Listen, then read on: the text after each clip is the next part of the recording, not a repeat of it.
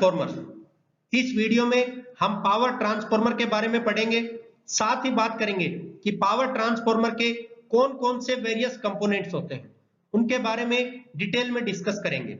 सबसे पहले बात करते हैं कि पावर ट्रांसफॉर्मर क्या होते हैं।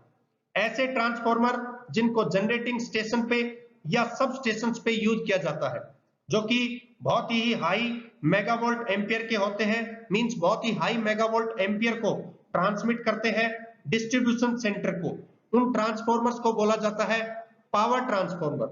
तो इसका मतलब है कि एक ऐसे ट्रांसफॉर्मर जो हाई मेगावोल्ट एम्पियर मींस लगभग 200 मेगावोल्ट एम्पियर के ऊपर के होते हैं, जो हाई कैपेसिटी इलेक्ट्रिक पावर को पावर लाइन के थ्रू, मींस इनके लिए जो पावर लाइन है उसकी भी रिक्वायरमेंट होती है, तो पावर लाइन के थ्रू डिस्ट्रीब्यूशन सेंटर को भेजते हैं, जहां से डिस्ट्रीब्यूट की जाती है, चाहे वो इंडस्ट्रीज में हो, घरों में हो, इस प्रकार से वो डिस्ट्रीब्यूट की जाती है। उन ट्रांसफॉर्मर्स को हम पावर ट्रांसफॉर्मर बोलते हैं।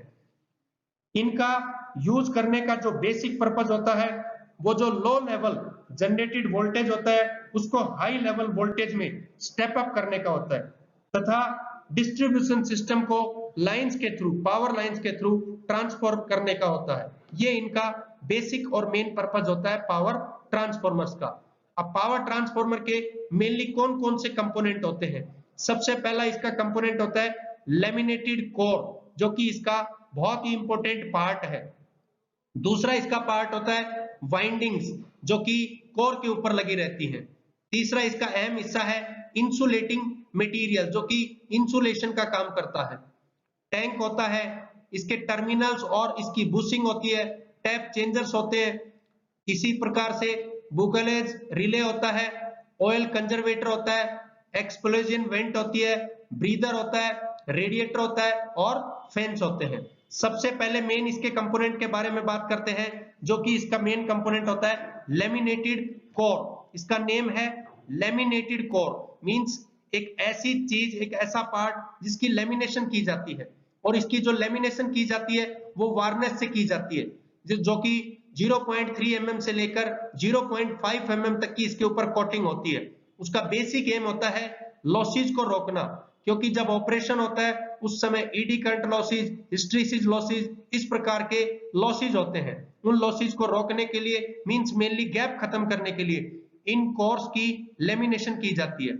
इनका बेसिक मेन एम क्या होता है, वाइंडिंग को सपोर्ट देना। जैसा कि आप नीचे फिगर में देख सकते हैं, यहाँ पर ये कोर है, इस कोर को बेसिकली इसलिए बनाया जाता है ताकि ये जो वाइंडिंग्स होंगी उन वाइंडिंग्स को सपोर्ट प्रोवाइड कर सके। ये जनरली जब पहले था तो सॉफ्ट आयरन की बनी रहती थी, आजकल इनको स्टील का रूप, सिलिकॉन स्टील का रूप दे दिया गया है लॉसेज को रोकने के लिए। लो रिलक्टेंस पाथ प्रोवाइड करती है लेमिनेशन कोर, यानी लेमिनेटेड जो कोर है वो लो रिलक्टेंस पाथ प्रोवाइड करती है। अगला इसका मेन इंपॉर्टेंट कंपोनेंट है वाइंडिंग्स।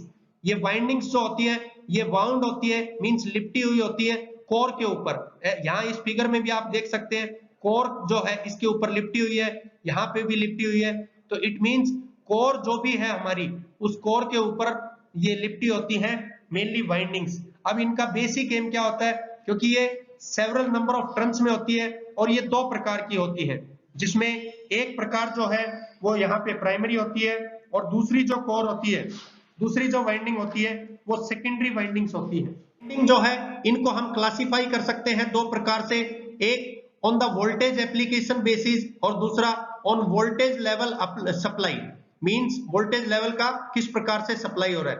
तो यहाँ पे जब वोल्टेज एप्लीकेशन के बेस पे बात करते हैं तो दो टाइप की होती है, एक प्राइमरी वाइंडिंग और दूसरी सेकेंडरी वाइंडिंग। जबकि वोल्टेज लेवल सप्लाई के बेसिस पे बात करते हैं तो एक हाई वोल्टेज वाइंडिंग होती है और एक लो लेवल की वोल्टेज होती है, वोल्टेज वाइंडिंग होती है, मींस हाई वोल्टेज वाइंडिंग और लो वोल्टेज वाइंडिंग। तो ये होती है बेसिकली वाइंडिंग, जो कि ट्रांसफॉर्मर में बहुत इंपॉर्टेंट फंक्शन करती है, और जहां पे एक तरफ सप्लाई जुड़ती है मेन और दूसरी तरफ लोड जुड़ता है, वो होती है वाइंडिंग्स। तीसरा इंपॉर्टेंट पार्ट है इंसुलेटिंग मटेरियल्स। जो इंसुलेटिंग मटेरियल्स होते हैं उनका बेसिक एम होता है ट्रांसफॉर्मर को जितनी भी शॉर्ट सर्किटिंग्स होती हैं उनसे प्रोटेक्ट करने का। इंसुलेशन जो की जाती है वो प्रत्येक जो टर्न होगी वाइंडिंग उसके बीच में, वाइंडिंग और कोर के बीच में जो टैंक बना रहेगा मेनली, जिसके अंदर वाइंडिंग्स को रखा जाता है कोर के साथ में, और सभी जितने भी पार्ट जो करंट कैरी करते हैं इन सब के बीच में इंसुलेशन प्रोवाइड की जाती है, जिससे ट्रांसफार्मर को शॉर्ट सर्किटिंग से बचाया जा सके। जनरली सिंथेटिक मटेरियल्स या फिर पेपर्स या कॉटन के क्लॉथ्स इंसुलेटिंग मटेरियल्स के रूप में यूज किए जाते हैं, जिससे एक तो ये सस्ते होते हैं, दूसरा ट्रांसफार्मर को बहुत इजीली बचाते हैं। अगला पार्ट होता है इसका एक मेन टैंक। जैसा कि आप स्क्रीन पे देख सकते हैं, ये एक प्रकार का ऐसा कवर है जिसके अंदर ऑयल रहता है और जिसके अंदर कोर को रखा जाता है, कोर के ऊपर वाइंडिंग्स को लगाया जाता है। तो ये बहुत अहम हिस्सा होता है जो कि एक आउटर मोस्ट पोर्शन है जो प्रोटेक्शन का काम करता है ट्रांसफार्मर को। मींस कोर को, वाइंडिंग्स को प्रोटेक्ट करने के लिए जिस मेन एलिमेंट का यूज किया जाता है, जो एक बॉडी का काम करता है, वो होता है मेन टैंक, जिसके अंदर ऑयल भरा रहता है। जनरली ये फैब्रिकेटेड रोल्ड प्लेट्स का बना रहता है और इसके ऊपर लिफ्टिंग के हुक रहते हैं और कूलिंग की ट्यूब्स लगी रहती हैं जो ट्रांसफार्मर को ठंडा रखने का काम करता है। जब ट्रांसफार्मर के लोड जोड़ा जाता है और वो जब गर्म होता है तो ठंडा रखने के लिए इसके ऊपर कूलिंग की ट्यूब्स लगाई जाती है। आज के दिन इसको एल्यूमिनियम का बना दिया गया है, क्योंकि एल्यूमिनियम एक ऐसा मटेरियल है जो सस्ता भी है, साथ ही में बहुत लाइट इन वेट है, जिससे ट्रांसफार्मर को एक प्लेस से दूसरे प्लेस पर ले जाने में आसानी होती है। अगला ट्रांसफार्मर का पार्ट है टर्मिनल्स और बुशिंग। जैसा कि आप स्क्रीन पे देख सकते हैं, मेन पर्पस क्या होता है, इनकमिंग सप्लाई को कनेक्ट करना और जो आउटगोइंग केबल्स है, जो कि लोड की केबल्स रहेंगी, उनको भी कनेक्ट करना। मींस टर्मिनल्स का बेसिक फंक्शन होता है जहां पे मेन सप्लाई जो आएगी वो जुड़ेगी और दूसरी तरफ जिस तरफ लोड होगा तो लोड का भी कनेक्शन होगा। तो ये बेसिक एम होता है टर्मिनल्स का और बुशिंग का। बुशिंग बेसिकली इंसुलेटर्स का काम करते हैं और एक बैरियर प्रोवाइड करते हैं टर्मिनल के बीच में और टैंक के बीच में। मींस मेन जो टैंक होगा और जो टर्मिनल होगा उसके बीच में एक बैरियर का काम करते हैं, एक स्टॉपेज का काम करते हैं, जिससे ट्रांसफार्मर में करंट ना आए, किसी को हार्मफुल इफेक्ट ना हो। ये बेसिक एम होता है बुशिंग लगाने का। यहाँ पे दो प्रकार की बुशिंग होती है, एक हाई वोल्टेज बुशिंग और एक low voltage bushing. Means high voltage के लिए बुशिज लगाए जाते हैं और लो वोल्टेज के लिए बुशिज लगाए जाते हैं। ये मेन फंक्शन होता है टर्मिनल्स का और बुशिंग का। ट्रांसफार्मर ऑयल नेक्स्ट इसका मेन अहम हिस्सा है, ट्रांसफार्मर ऑयल। ट्रांसफार्मर ऑयल जो कि इंसुलेशन प्रोवाइड करता है वाइंडिंग्स के बीच में, जिसके अंदर जो वाइंडिंग्स है पर्टिकुलरली वो सभी डूबी हुई होती है, और ये मेन जो फंक्शन करता है ये कूलिंग का फंक्शन करता है, कूलिंग ट्यूब्स की हेल्प से। जो ट्रांसफार्मर के ऊपर कूलिंग की ट्यूब्स लगी रहती है, उन कूलिंग ट्यूब्स के हेल्प के साथ में ये उनको ट्रांसफार्मर को कंप्लीटली ठंडा करने का काम करता है। Mainly hydrocarbon mineral oil transformer oil के लिए यूज किया जाता है। मींस जो ट्रांसफार्मर में जो ऑयल यूज होता है वो generally hydrocarbon mineral oil use होता है। नेक्स्ट पार्ट है टैप चेंजर। जैसा कि आप स्क्रीन पे देख सकते हैं, टैप चेंजर का बेसिक एम होता है आउटपुट वोल्टेज को रेगुलेट करना। मींस आउटपुट वोल्टेज को करेक्ट प्रोपोर्शंस में सप्लाई करना। यही इस टैप चेंजर का बेसिक फंक्शन होता है, क्योंकि टैप चेंजर जनरली जो ट्रांसफार्मर्स होते हैं उनकी हाई वोल्टेज साइड में जोड़ा जाता है। उसके दो तीन रीजन होते हैं। सबसे अहम रीजन होता है कि प्राइमरी जो कॉइल्स होती हैं, प्राइमरी साइड में इसलिए जोड़ा जाता है कि प्राइमरी जो साइड होगी वो ऊपर की तरफ रहती है कॉइल, जबकि सेकेंडरी उसके नीचे होती है। तो इसलिए आसानी से हम इनपुट वोल्टेज को उसके जोड़ सकते हैं। अब यहाँ पे हमें जरूरत है किसी ट्रांसफार्मर से 11 kVA सप्लाई की। मान लीजिए वो 10.06 ट्रांसफर हो रही है तो वो भी सप्लाई कम है तो उसको करेक्ट करेगा, या हाई जा रही है तो उसको भी करेक्ट करके लाएगा। यही बेसिक टैप चेंजर का फंक्शन होता है। टैप चेंजर दो प्रकार के होते हैं, एक ऑन लोड टैप चेंजर होता है, एक ऑफ लोड टैप चेंजर होता है। ऑन लोड टैप चेंजर उसको बोलते हैं जिस टैप चेंजर को ड्यूरिंग और ट्रांसफार्मर के वर्किंग ऑपरेशन के दौरान हम कर सकें, उसके जो आउटपुट वोल्टेज उसको रेगुलेट कर सकें। जबकि ऑफ लोड टैप चेंजर जो होगा वो केवल ट्रांसफार्मर जब ऑफ लोड कंडीशन में होगा, उस ऑफ लोड कंडीशन में ही हम इसको केवल यूज कर सकते हैं।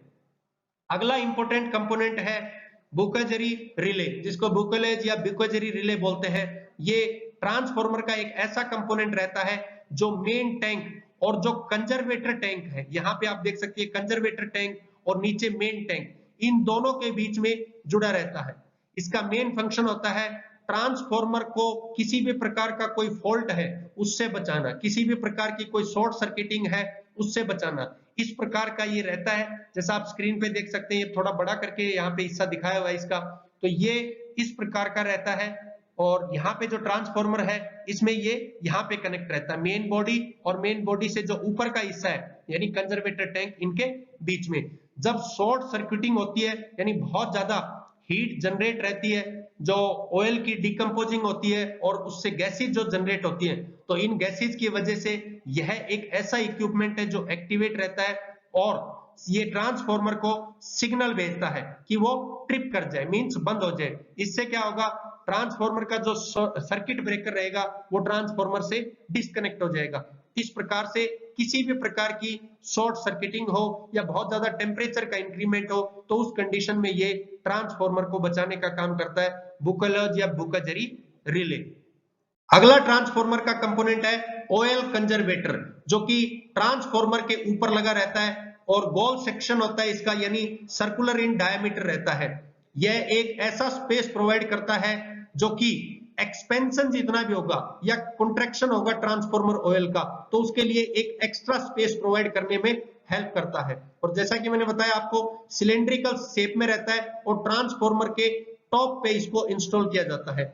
नॉर्मली जो है इसको हाफ सेक्शन भरा जाता है ऑयल के साथ में, जो ट्रांसफॉर्मर का ऑयल रहता है वो इसमें आधे सेक्शन में भरा जाता है। आधे सेक्शन में भरने का कारण क्या होता है, जब ट्रांसफॉर्मर में बहुत ज्यादा हीटिंग होती है जिससे ऑयल गर्म होता है तो गर्म ऊपर की तरफ आता है, और जब गर्म ऑयल ऊपर की तरफ आएगा तो ये सेक्शन भरने की कोशिश करेगा, तो ट्रांसफॉर्मर को ये फटने से बचाने में बहुत ज्यादा हेल्प करता है ऑयल कंजर्वेटर। नेक्स्ट अहम कंपोनेंट है ब्रीदर। ब्रीदर जो कि एक सिलिंड्रिकल कंटेनर होता है, सिलिकॉन जेल से भरा रहता है और कंजर्वेटर जो टैंक रहता है, इस कंजर्वेटर टैंक के साथ में ये इसको कनेक्ट किया जाता है। इस डिवाइस का मेन फंक्शन होता है मॉइस्चर फ्री एयर को ट्रांसफॉर्मर के अंदर सप्लाई करना, मींस कंजर्वेटर जो टैंक है उसमें मॉइस्चर फ्री एयर को भेजना जिसमें मॉइस्चर का कोई कंटेंट ना हो। वो किस प्रकार से यहाँ पर रोकता है, यहाँ पे सिलिकॉन जेल भरा रहता है जो कि बेसिकली जब बाहर की हवा होती है एनवायरनमेंट की, उस हवा से मॉइस्चर को कनेक्ट कर लेगा, रोक लेगा, स्टॉप कर देगा और इसके बाद मेन जो फ्रेश एयर रहेगी उसको भेज देगा। अब एयर में किसी भी प्रकार की इंप्योरिटी ना हो उसके लिए इस ब्रीदर के जस्ट नीचे जो सेक्शन है, इस सेक्शन के नीचे एक पार्ट लगाया जाता है जो कि ऑयल से भरा रहता है। उसका मेन फंक्शन रहता है हवा में किसी भी प्रकार की कोई इंप्योरिटी है उसको स्टॉप करना, जैसे कोई डस्ट के पार्टिकल हैं, इस प्रकार के कोई भी महीन कण जो आसानी से हवा में उड़ के आ जाते हैं उनको यहाँ पे स्टॉप करने का फंक्शन करता है ब्रीदर का नीचे का सेक्शन। नेक्स्ट कंपोनेंट है ट्रांसफॉर्मर का एक्सप्लोजन वेंट।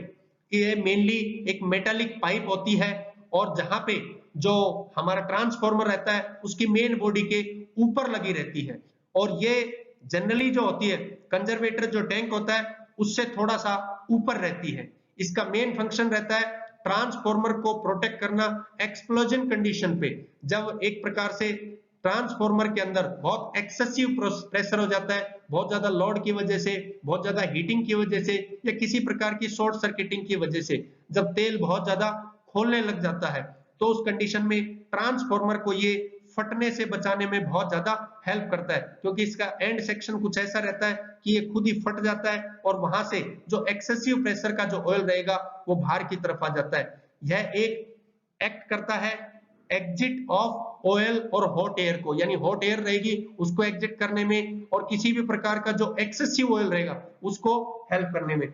ये प्रेशर कुकर जो रहता है उसके ऊपर जो सीटी लगी रहती है उसी प्रकार से ये एक सेफ्टी वाल्व का काम करता है ट्रांसफॉर्मर के अंदर। अगले अहम पार्ट और लास्ट पार्ट है रेडिएटर और फैंस। ट्रांसफॉर्मर के अंदर यहाँ पे जो आउटर जो बॉडी रहेगी उस बॉडी के आउटर सेक्शन में रेडिएटर्स लगे रहेंगे और बड़े जो ट्रांसफॉर्मर रहते हैं उनके साइड में जिसमें फोर्स्ड कूलिंग होती है फैन लगे रहते हैं जो बेसिकली ट्रांसफॉर्मर को कूल रखने में हेल्प करते हैं, ठंडा रखने में हेल्प करते हैं, किसी भी प्रकार से उसको फटने नहीं देने में हेल्प करते हैं, मींस उसको बचाने का काम करते हैं। मेन फंक्शन होता है इन डिवाइस का कि जब हीट होती है ट्रांसफार्मर में तो वहां पे किसी भी प्रकार की कोई शॉर्ट सर्किटिंग हो ये हीटिंग ऑयल की वजह से, तो ये यहाँ पे कूलिंग की जो ट्यूब्स होंगी वो उस हीट को लेंगी और एनवायरमेंट में उनको ट्रांसफॉर्म कर देंगी। और जो लार्ज टाइप के ट्रांसफार्मर होते हैं उनमें फैन के साथ में फोर्स टाइप कूलिंग का यूज किया जाता है। तो ये है हमारा पावर ट्रांसफार्मर और उसके कौन कौन से मेन अहम पार्ट होते हैं। थैंक यू दोस्तों।